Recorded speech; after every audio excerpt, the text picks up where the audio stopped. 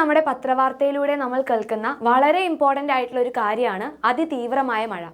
ഈ മഴ കാരണം കുറേ ജില്ലകളിൽ റെഡ് അലേർട്ടും യെല്ലോയും ഓറഞ്ച് അലേർട്ടും ഒക്കെ പ്രഖ്യാപിച്ചിട്ടുണ്ട് അല്ലേ. സോ ഈ ഒരു സമയത്ത് എൻ്റെ മക്കളെല്ലാവരും ശ്രദ്ധിക്കേണ്ട വളരെ ഇമ്പോർട്ടൻ്റ് ആയിട്ടുള്ള കുറച്ച് കാര്യങ്ങളാണ് ഈ ഒരു വീഡിയോയിൽ എൻ്റെ മക്കൾക്ക് മിസ് പറഞ്ഞുതരാൻ പോകുന്നത്. അപ്പോൾ ഈ മഴയിൽ നമ്മൾ കുറച്ച് കാര്യങ്ങൾ ശ്രദ്ധിക്കേണ്ടതായിട്ടുണ്ട്. ആദ്യം തന്നെ മക്കൾ പുറത്തു പോകുന്ന സമയത്ത് എപ്പോഴും മഴയിൽ നിന്ന് രക്ഷ നേടാൻ വേണ്ടിയിട്ട് കുട കരുതണം, അതായത് അംബ്രല്ല കരുതണം. ഇനി അങ്ങനെ അംബ്രല്ല ഇല്ലെങ്കിൽ നിങ്ങൾക്ക് എന്ത് ചെയ്യാം? റെയിൻകോട്ട്. ഓക്കെ, റെയിൻകോട്ട് എന്തായാലും യൂസ് ചെയ്യണം. മഴ കാണുമ്പോൾ നമുക്ക് അതിലൊന്ന് ഇറങ്ങി തുള്ളി കളിക്കാനൊക്കെ തോന്നും, പക്ഷേ അതുവഴി നമുക്ക് കുറേ അസുഖങ്ങളും കാര്യങ്ങളൊക്കെ വരും. അപ്പോൾ അതുകൊണ്ട് ഈ ഒരു സമയത്ത് നിങ്ങളെല്ലാവരും വളരെ സേഫ് ആയിട്ടിരിക്കുക. അപ്പോൾ അംബ്രല്ല അതുപോലെ തന്നെ റെയിൻകോട്ട് എപ്പോഴും നിങ്ങൾ പുറത്ത് പോകുമ്പോൾ തന്നെ കരുതണം. ഇപ്പോൾ മഴയില്ലാന്ന് വിചാരിച്ച് കുട എടുക്കാതെ പോകരുത്. കുറച്ച് കഴിഞ്ഞ് കഴിഞ്ഞാൽ എന്തായാലും മഴ പെയ്യും. അപ്പോൾ എപ്പോഴും കുട നമ്മളെപ്പോഴും കയ്യിൽ കരുതണം.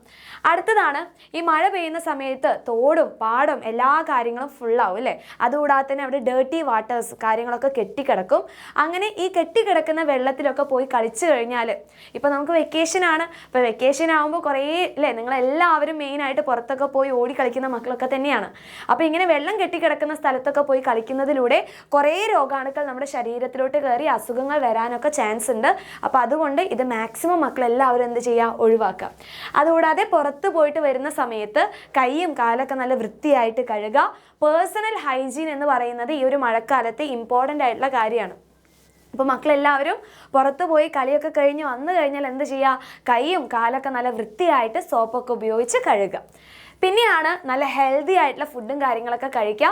പുറത്തു നിന്നുള്ള ഫുഡ് മാക്സിമം ഒഴിവാക്കുക. കാരണം ഇപ്പോൾ പുറത്ത് നിന്നുള്ള ഇപ്പോൾ കിട്ടുന്ന വെള്ളമായി കഴിഞ്ഞാലും ഫുഡായി കഴിഞ്ഞാലും അത് എത്രത്തോളം നല്ല വൃത്തിയാണെന്നുള്ള കാര്യം നമുക്ക് എൻഷുർ ചെയ്യാൻ വേണ്ടി പറ്റില്ല. അപ്പോൾ അതുകൊണ്ട് എന്ത് ചെയ്യണം? വീട്ടിലുണ്ടാക്കിയിട്ടുള്ള ഫുഡ്, നല്ല വൃത്തിയുള്ള ഫുഡ് നന്നായിട്ട് കഴിക്കുക. നല്ല ഹെൽത്തി ആയിട്ടുള്ള ഫുഡ് മാക്സിമം കഴിക്കാം.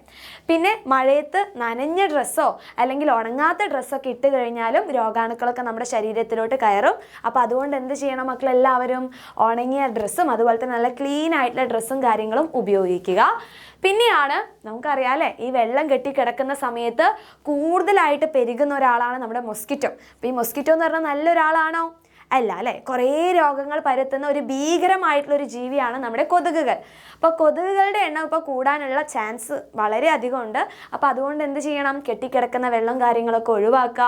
പിന്നെ മൊസ്കിറ്റോ നെറ്റ് ഉപയോഗിക്കുക. പിന്നെ ഫുൾ സ്ലീവ് ആയിട്ടുള്ള ഡ്രസ്സും കാര്യങ്ങളൊക്കെ ഉപയോഗിക്കുക. അതായത് മൊസ്കിറ്റോസിൻ്റെ നമ്പേഴ്സ് മാക്സിമം കുറയ്ക്കാൻ കാര്യങ്ങൾ ശ്രദ്ധിക്കണം.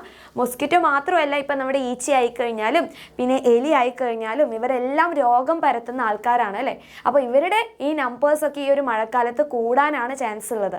അപ്പോൾ അതുകൊണ്ട് നമ്മൾ എന്ത് ചെയ്യണം? അതീവ ജാഗ്രത എപ്പോഴും വേണം.